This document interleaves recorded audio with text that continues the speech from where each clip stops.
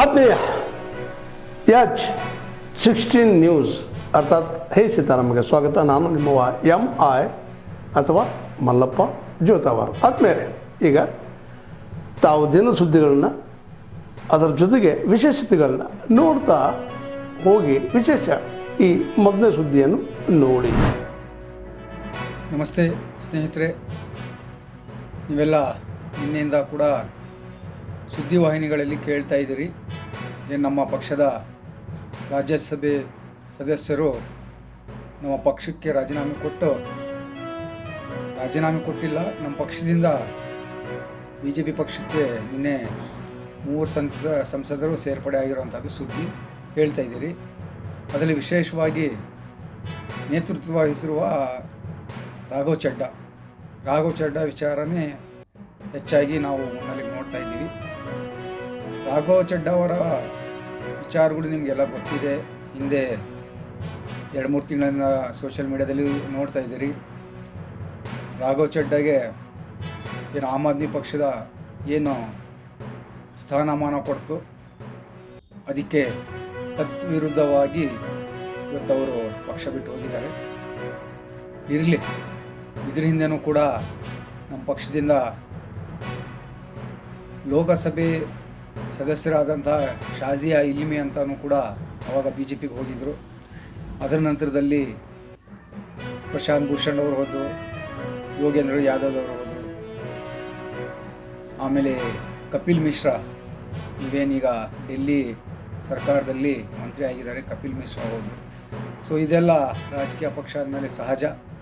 ಆದರೆ ಆಮ್ ಆದ್ಮಿ ಪಕ್ಷದಲ್ಲಿ ಇರಬೇಕಂದ್ರೆ ನೀವು ಕಮಿಟ್ಮೆಂಟ್ ಇರ್ಬೋದು, ಅಥವಾ ಬೇರೆ ಬೇರೆ ವಿಚಾರದಲ್ಲಿ ನೀವು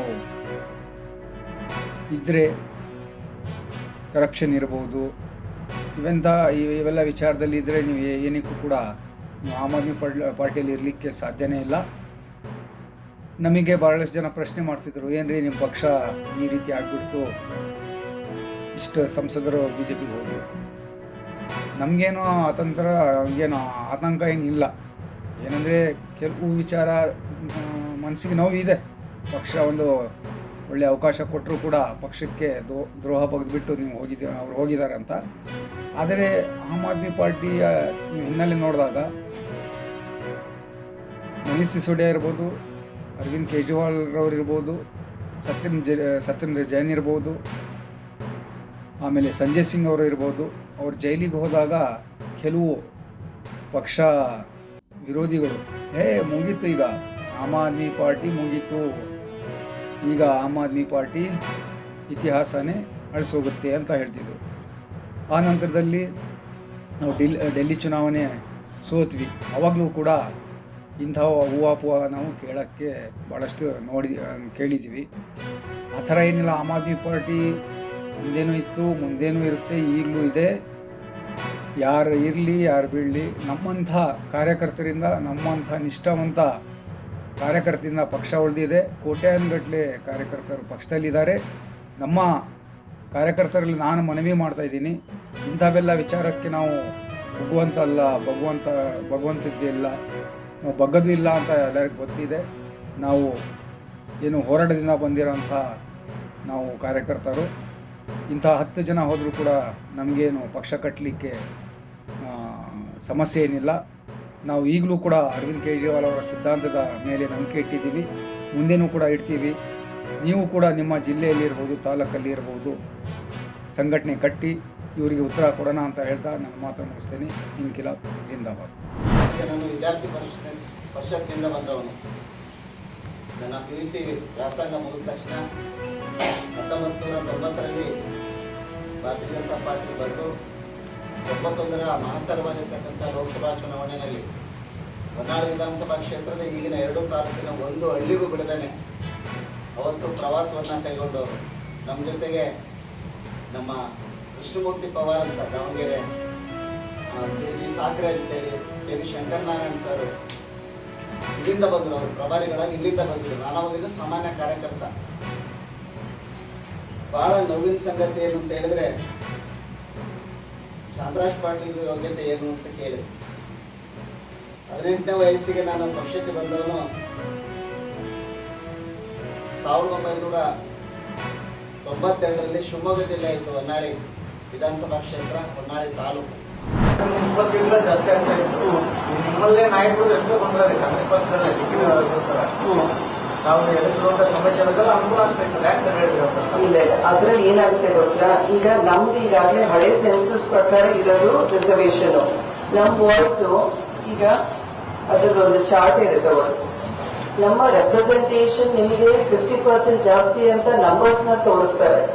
ಬಟ್ ವಾಯ್ಸ್ ಈಗ ಯುಪಿ ನಲ್ಲಿ ಇರುವಂತಹ ಸೀಟ್ಸ್ ಕರ್ನಾಟಕದಲ್ಲಿ ಕೇವಲ 28 ಜನ ಇದ್ದೀವಿ ನಾವು ಸದ್ಯಕ್ಕೆ ಎಂಪಿಸ್.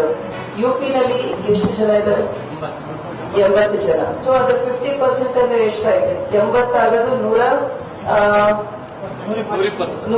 ಆಗ್ತೀವಿ ಆಗ್ತಾ ಇರೋರು. ಆಮೇಲೆ ನಮ್ದು 28 ಪ್ಲಸ್ 50% 42 ಆಗ್ತೀವಿ. ಸೊ ವಾಯ್ಸ್ ಪರ್ಸೆಂಟೇಜ್ ರೆಪ್ರೆಸೆಂಟೇಷನ್ ಕಡಿಮೆ ಆಗುತ್ತೆ. ನಾಳೆ ಏನಾದ್ರೂ ಇಂಪಾರ್ಟೆಂಟ್ ಡಿಸಿಷನ್ಸ್ ತಗೋಬೇಕು ಅಂದ್ರೆ ಈಸಿಲಿ ನಾರ್ದರ್ನ್ ಸ್ಟೇಟ್ಸ್ ಇಂದು ಅಥವಾ ಬಿಜೆಪಿ ರೂಲ್ ಸ್ಟೇಟ್ಸ್ ನಲ್ಲಿ ಅವರಿಗೆ ಹೆಚ್ಚಿನ ಒಂದು ಬೆನಿಫಿಟ್ ಇರುತ್ತೆ ಇನ್ ಟರ್ಮ್ಸ್ ಆಫ್ ಪರ್ಸೆಂಟೇಜ್ ಅಂತ. ಸೊ ನಮಗೇನು ಸೆನ್ಸಸ್ ಪ್ರಕಾರ ಮಾಡಿ ಅಂತ. ಆಮೇಲೆ ಡಿಲಿಮಿಟೇಷನ್ ಕಮಿಷನ್ ಅಲ್ಲೂ ಕೂಡ ಒಂದು ರೀತಿಯ ಪಾರದರ್ಶಕತೆ ಬೇಕು, ಒಬಿಸಿ ರೆಪ್ರೆಸೆಂಟೇಷನ್ ಬೇಕು. ಇದೆಲ್ಲ ಮೈನರ್ ಪಾಯಿಂಟ್ಸ್. ನಮ್ಮ ಏನು ಆತಂಕ ಇದೆ ಅದನ್ನು ಕೂಡ ಆಲ್ ಪಾರ್ಟಿ ಮೀಟಿಂಗ್ ಕರೆದ್ರೆ ಅಲ್ಲಿ ಹೇಳ್ತಿರ್ತೀವಿ. ಸೊ ಅದನ್ನ ಅವರು ಕ್ಲಾರಿಟಿ ಕೊಡಿ. ಹೌದ್ರಾ? ಉತ್ತರ ಭಾರತದಲ್ಲಿ ಬಿಜೆಪಿಗೆ ಚೆನ್ನಾಗಿದೆ ವಾತಾವರಣ, ಅವ್ರಿಗೆ ಅನುಕೂಲ ಆಗುತ್ತೆ ಅನ್ನೋ ಒಂದು ಆತಂಕ ಇದೆ. ನಮಗೆ ಆತಂಕ. ದಕ್ಷಿಣ ಭಾರತದಲ್ಲಿ ಚೆನ್ನಾಗಿದೆ ಕಾಂಗ್ರೆಸ್,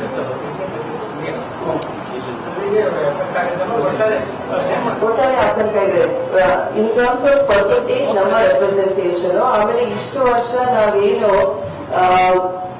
ನಮ್ಮ ಪಾಪ್ಯುಲೇಷನ್ ಕಂಟ್ರೋಲ್ ಇರ್ಬೋದು ಎಲ್ಲರನ್ನು ಕೂಡ ಲಿಮಿಟ್ ನಲ್ಲಿ ತಂದು ಬೆಟರ್ ಪರ್ಫಾರ್ಮೆನ್ಸ್ ಸ್ಟೇಟ್ಸ್ ಆಗಿ ನಾವು ಬಂದಿದ್ದೀವಿ.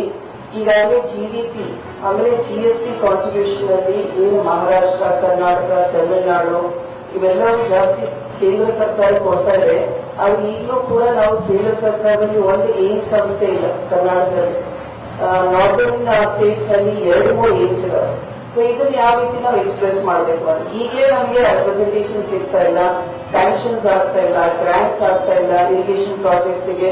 ಮತ್ತೆ ಈ 840 ಟನ್ ಮೇಲೆ 850 ಟನ್ ಮೇಲೆ ಯಾವ ರೀತಿಯಂತಹ ವಾತಾವರಣ ಇರುತ್ತೆ ಅಂತ ಆತಂಕ ಇದೆ. ಸೊ ಎಲ್ಲಾ ರಾಜ್ಯದ ಚೀಫ್ ಮಿನಿಸ್ಟರ್ಸ್ ನ ಕರೀಲಿ, ಪಾರ್ಟಿ ರೆಪ್ರೆಸೆಂಟೇಷನ್ ಕರೀಲಿ, ಕರೆದ್ಬಿಟ್ಟು ನಮ್ಮಲ್ಲಿರುವಂತಹ ಆತಂಕವನ್ನ ಅವರು ಕ್ಲಾರಿಫೈ ಮಾಡಿಕೊಂಡು ವಿತ್ ಆಲ್ ಪಾರ್ಟಿ ಕನ್ಸೆನ್ಸಸ್ ಜಾರಿ ತರಲಿ ಅಂತ. ಚೈತ್ರ, ಇವತ್ತು ರಾಜ್ಯಕ್ಕೆ 3ನೇ ಸ್ಥಾನ SSLCಯಲ್ಲಿ 625ಕ್ಕೆ 623 ಅಂಕಗಳನ್ನು ಪಡ್ಕೊಂಡಿದೆಯಾ ಈ ಸರ್ಕಾರಿ ಶಾಲೆಯಲ್ಲಿ. ಈ ಖುಷಿಯನ್ನು ನೀನು ಯಾವ ರೀತಿ ಸಂಭ್ರಮಿಸ್ತೀಯ? ತುಂಬ ಖುಷಿ ಆಗ್ತಿದೆ. ರಿಸಲ್ಟ್ ನೋಡಿದ ತಕ್ಷಣ ತುಂಬ ಖುಷಿ ಆಯಿತು. ಈ ಕ್ರೆಡಿಟ್ಸ್ ಎಲ್ಲ ಫಸ್ಟ್ ಆಫ್ ಆಲ್ ನಮ್ಮ ಟೀಚರ್ಸ್ಗೆ, ಪೇರೆಂಟ್ಸ್ಗೆ. ಅಂದರೆ ನನ್ನದು ಎಫರ್ಟ್ಸ್ ಇದೆ, ಬಟ್ ಹಿಂದೆ ಗುರು ಇರಬೇಕು, ಮುಂದೆ ಗುರು ಇರಬೇಕು ಅಂತ ಹೇಳ್ತಾರೆ. ಸೊ ಅದೇ ರೀತಿ ನಮ್ಮ ಟೀಚರ್ಸ್ ತುಂಬ ಸಪೋರ್ಟ್ ಮಾಡಿದ್ದಾರೆ. ಅವ್ರಿಗೆ ಯಾವಾಗಲೂ ನಾನು ಥ್ಯಾಂಕ್ಸ್ ಹೇಳೋಕ್ಕೆ ಇಷ್ಟಪಡ್ತೀನಿ. ಇವತ್ತು ಸರ್ಕಾರಿ ಶಾಲೆ ಅಂತೇಳಿ ಮುಗಿಮುರಿತಾರೆ, ಅದಕ್ಕೆ ನಿನ್ನ ಅಭಿಪ್ರಾಯ ಏನಿದೆ? ಪ್ರೈವೇಟ್ ಸ್ಕೂಲ್ಗೆ ಹೋಲಿಸ್ಕೊಂಡ್ರೆ ಗೌರ್ಮೆಂಟ್ ಸ್ಕೂಲಲ್ಲೇ ಟೀಚರ್ಸ್ ಎಲ್ಲ ತುಂಬ ಎಲಿಜಿಬಲ್ ಇರ್ತಾರೆ. ಅವರು ಯಾವ ಟೈಮಲ್ಲಿ ಡೌಟ್ಸ್ ಕೇಳಿದ್ರು ಸಹ ಕ್ಲಿಯರ್ ಮಾಡ್ತಾರೆ. ಸೊ ನನ್ನ ಪ್ರಕಾರ ಪ್ರೈವೇಟ್ ಸ್ಕೂಲ್ಗಿನ ಗೌರ್ಮೆಂಟ್ ಸ್ಕೂಲೇ ಬೆಟರ್ ಅಂತ ಅನಿಸುತ್ತೆ. ನೀನು ಇಷ್ಟು ಅಂಕ ಪಡೆಯೋದಕ್ಕೆ ಯಾವ ರೀತಿಯ ಪ್ರಿಪರೇಷನ್ ಮಾಡ್ಕೊಂಡಿದ್ದೀವಿ? ನಾನು ಜಾಸ್ತಿ ಏನು ತಲೆ ಕೆಡಿಸ್ಕೊಂಡು ಓದ್ತಾ ಇರಲಿಲ್ಲ. ಡೈಲಿ ಏನಿರುತ್ತೋ 5 to 6 ಅವರ್ಸ್ ಓದ್ತಾ ಇದ್ದೆ. ಎಕ್ಸಾಮ್ ದಿನ ಹಿಂದಿನ ದಿನ ಏನು ಸ್ಟ್ರೆಸ್ ತಗೊಂಡು ಓದ್ತಾ ಇರಲಿಲ್ಲ. ಡೈಲಿ ಯಾವ ರೀತಿ ಇರುತ್ತೋ ಕ್ಲಾಸಲ್ಲಿ ಮಾಡಿದ್ದೆ, ಇನ್ನೊಂದ್ಸಲ ಹೋಗಿ ರಿವೈಸ್ ಮಾಡ್ತಾ ಇದ್ದೆ ಅಷ್ಟೇ. ಈ ಸಾಧನೆಗೆ ನಿಮ್ಮ ತಂದೆ ತಾಯಿ, ನಿಮ್ಮ ಕುಟುಂಬ ಯಾವ ರೀತಿ ನೀನು ಸಪೋರ್ಟ್ ಮಾಡಿದ್ರು? ಅಪ್ಪ ಅಮ್ಮ ತುಂಬ ಸಪೋರ್ಟ್ ಮಾಡಿದ್ದಾರೆ. ಎಕ್ಸಾಮ್ ಬರೆಯೋಕೆ ದಿನ ಹೋಗ್ಬೇಕಾದ್ರೂ ಅಷ್ಟೇ, ಯಾವುದಕ್ಕೂ ಗಲಿಬಿಲಿ ಆಗಬೇಡ, ತುಂಬ ಚೆನ್ನಾಗಿ ಎಲ್ಲ ಬರಿ ಅಂತ. ತಾವೆಲ್ಲ ಇಲ್ಲಿವರೆಗೆ ಸುದ್ದಿಗಳನ್ನು ನೋಡಿದಿರಿ, ಜೊತೆಗೆ ವಿಶೇಷ ಘಟನೆಗಳನ್ನು ಸಹ ನೋಡಿದಿರಿ. ಅದು ನಿಮಗೇನು ಅನ್ನಿಸ್ತು? ನಿಮಗೆ ಲೈಕ್ ಮಾಡಿರಿ, ಶೇರ್ ಮಾಡಿರಿ, ಕಾಮೆಂಟ್ ಮಾಡಿರಿ, ಜೊತೆಗೆ ಸಬ್ಸ್ಕ್ರೈಬ್ ನಿಲ್ಲಿಸ್ಬೇಡ್ರಿ. H16 ನ್ಯೂಸ್ ಅರ್ಥಾತ್ ಸತ್ಯದ ಕೈಗನ್ನಡಿ ವಂದನೆಗಳು.